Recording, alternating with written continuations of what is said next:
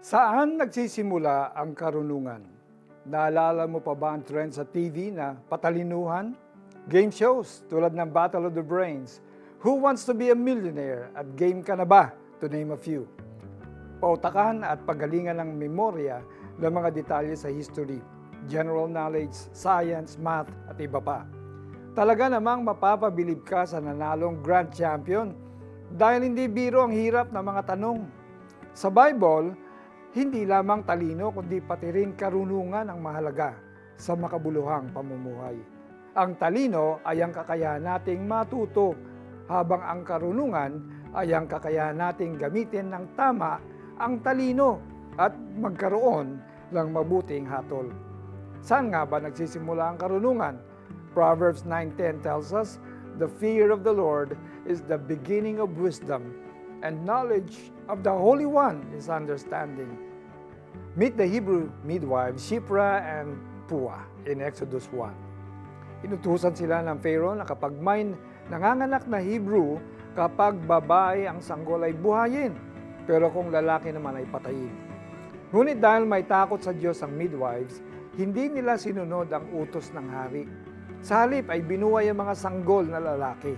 At nang balikan sila upang tanungin kung bakit binuhay nila ang mga sanggol na lalaki, sumagot sila ng, madali pong manganak ang mga babaeng Hebreo kumpara sa mga Ehipsya. Kaya bago pa kami dumating, ay naisilang na nila ang kanilang mga anak.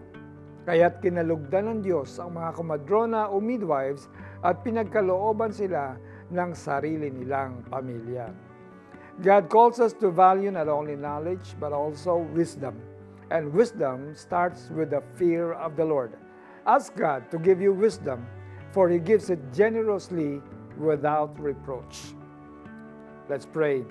Lord, tulungan niyo kaming gamitin ang aming talino nang naaayon sa inyong kalooban at salita.